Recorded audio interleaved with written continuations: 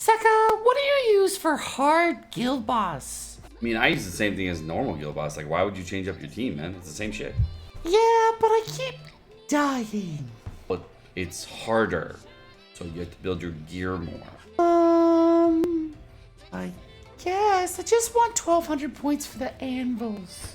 Oh, so you just want me to build you a bitch status team that's gonna clear it and get you enough points for the anvils for the week?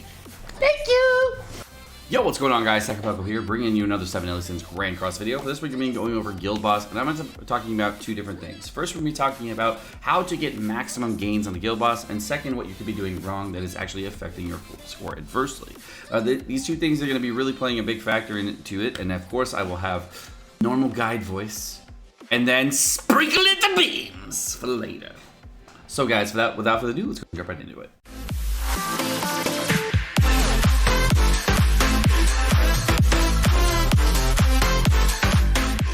Alright guys, so I made you guys a nice little infographic here on Guild Boss score and talking about exactly what you can do in order to have massive gains on Guild Boss. So the first thing you have to know about Guild Boss is it is based on score depreciation and score gain. As you can see, I did not give a fuck about making things even, so if you're triggered by things not being even, my bad. Score depreciation is based on missing health and dead allies as well as turns passed. If you're missing too much health, you're actually going to lose a lot more points. Any dead allies are also going to track toward that as well, and too many turns passed are going to make it go down and down and down and down. As far as the formula for turns passed, on turn 1, if you finish it, turn 1, you would only lose 1 point. On turn 2, you lose 8. Turn 3, you lose 25. Turn 4, 59. Then 114 on turn 5. Turn 6 is 197. And as you can see, from that point on, it gets out of control.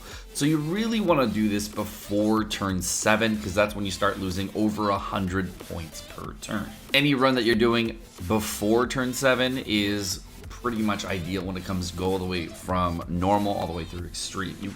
In normal, you probably want to try to finish under like 3 or 4 turns if you can, if you're really lucky, and then on hard as well. Extreme, you can probably go up to 6 or 7 turns, just depending on how long it's going to take. And the reason you want to go 6 to 7 turns on extreme is because it actually is difficult enough for you to warrant that, because you have to do 2 separate hard.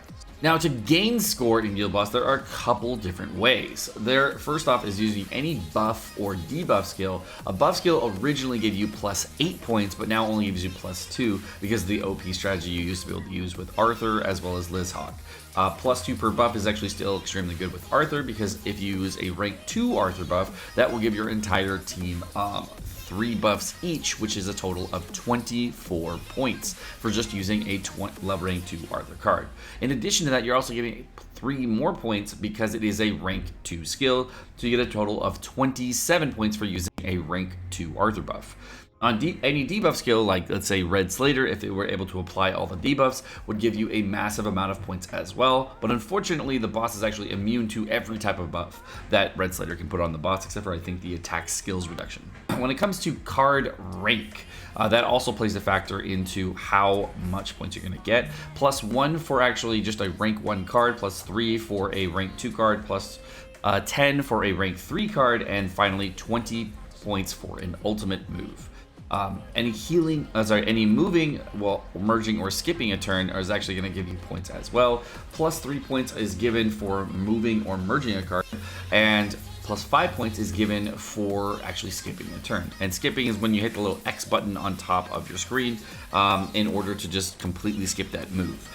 So if you did have extra cards that were available in your field on, say, your burst turn, a good way to utilize your maximum skills would be, of course, to merge as many cards as you could, and then skip the turn, skip the X on the other ones so you get the most amount of points for that little bit extra.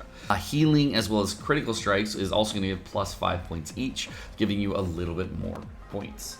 Now, the damage for any kind of ability is also going to be the major factor in Guild Boss, giving you the most amount of gains. And as you can see, I've highlighted the possible highest damage gains you can have on Global currently. With Global, this is the maximum amount of skill rotations that you can get for the maximum guild score, unless you want to be very RNG dependent on getting yourself a level 2 or above buff, with also getting a level 3 Helbram and a level 3 Gustav, while also getting your ultimate on your Jericho. It is an exceptionally high amount of RNG and will almost never happen in any real world situation, and is probably not worth doing, so don't even bother. Pretty sure a lot of you have tried Guild Boss without using a Gother, and man does it take a lot of time. But if you do not have a Gother and you need a substitute, Gother can be substituted with Green Guild Thunder in order just to get you the points you need with this strategy. For this, you're going to be using a rank 3 freeze, of course, and that rank 3 freeze is giving you 200% extra damage. This damage is applied at the end of the damage calculation. Then we have, of course, Helbram as well as Gother buffs in order to give you a little bit more stats. You get 20% basic stats from the Gother buff, giving you 20% attack, and then you get 30% attack related skills from your Helbram buff, giving you 30% attack, 30% critical chance, 30% critical damage, and critical damage being the biggest modifier. Now, critical damage, the reason is the biggest modifier is because the unit ability you're going to be using on this 3-star rank freeze is, of course, going to be the Green Jericho ultimate, and that is going to scale off of critical damage by double. So you're getting a 30% attack boost as well as 60% critical damage effectively on Jericho when using your ultimate ability, giving you a very high damage gain.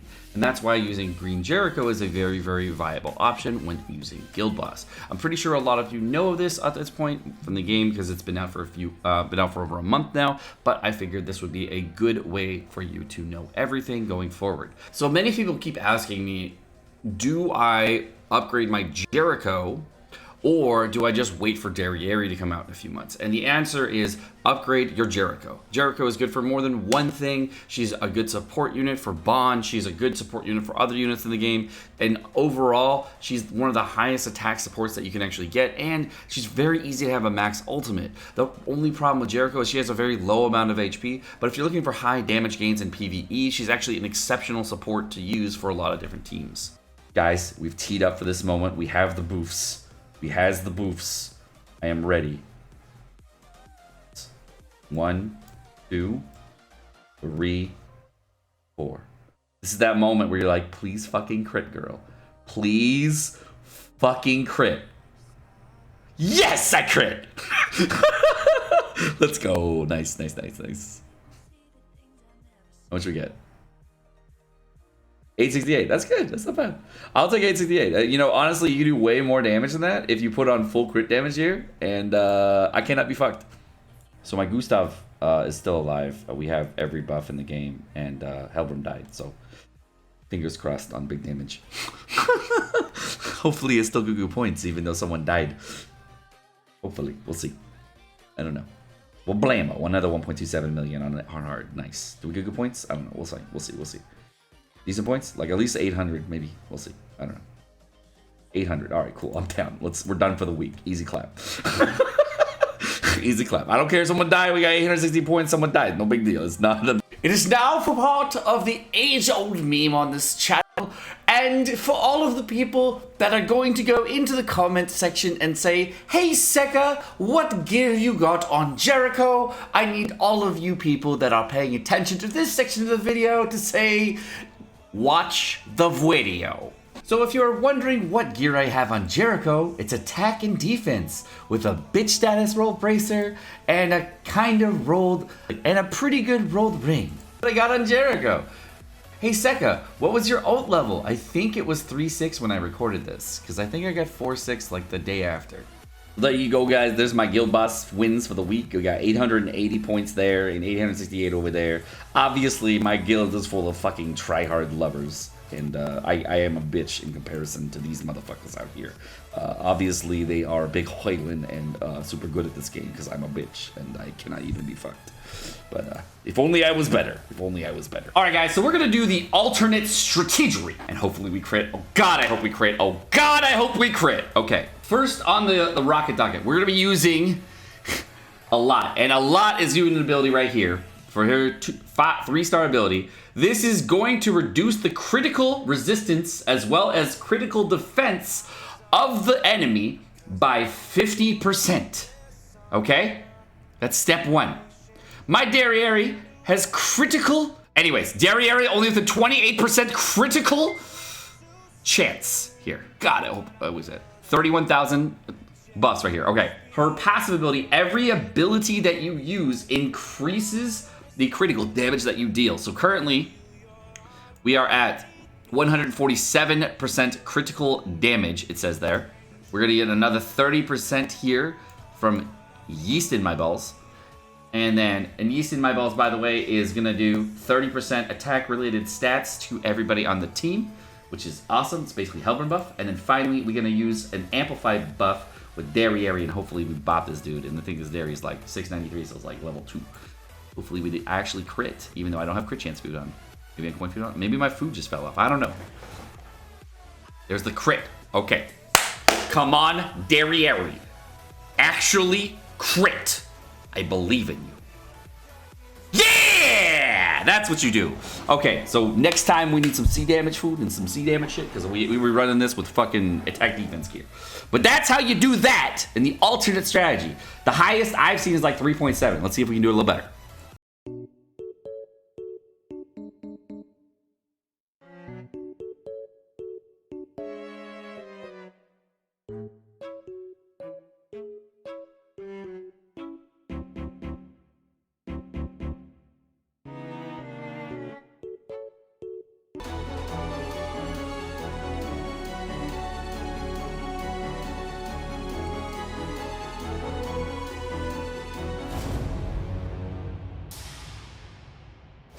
Alright guys, my name's Sekapoko. Thank you so much for watching. I hope you guys enjoyed the video. If you guys did, of course, like and subscribe. If you want to check me live on Twitch anytime, I'm always live every time right after I put out a video, so I'll probably be out soon. So guys, thank you so much for watching. Have a great rest of your day. Peace.